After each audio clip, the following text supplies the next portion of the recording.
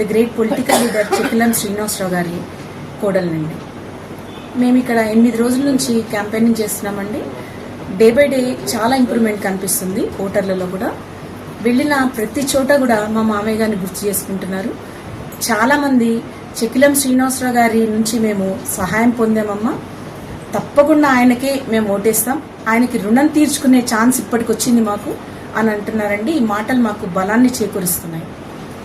తర్వాత ఈ పార్టీ తరఫున కూడా క్యాడర్ అంతా మా వెంటే ఉందండి. లాస్ట్ టైం గెలిచిన వాళ్ళు వేరే పార్టీ మారిపోయారు, వాళ్ళు మారినంత మాత్రం క్యాడర్ మా వెంటే ఉంది.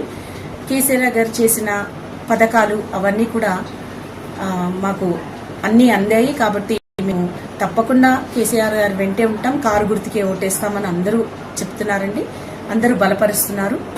మాకు అలాగే శ్రీనివాసరావు గారి అనుచరులు, శ్రీనివాసరావు గారి అభిమానులు, ఇంకా మిగిలిన వార్డ్స్ లో ఎక్కడ ఉన్నా గానీ, ఏ వార్డులో ఉన్నా వాళ్ళందరూ ఖచ్చితంగా బీఆర్ఎస్ కి సపోర్ట్ చేయండి, బీఆర్ఎస్ కి ఓటు వేయండి, ఓటు వేసి గెలిపిస్తే ప్రత్యక్షంగా మమ్మల్ని గెలిపించినట్టే అని మేము నల్గొండ ప్రజలందరినీ రిక్వెస్ట్ చేస్తున్నామండి.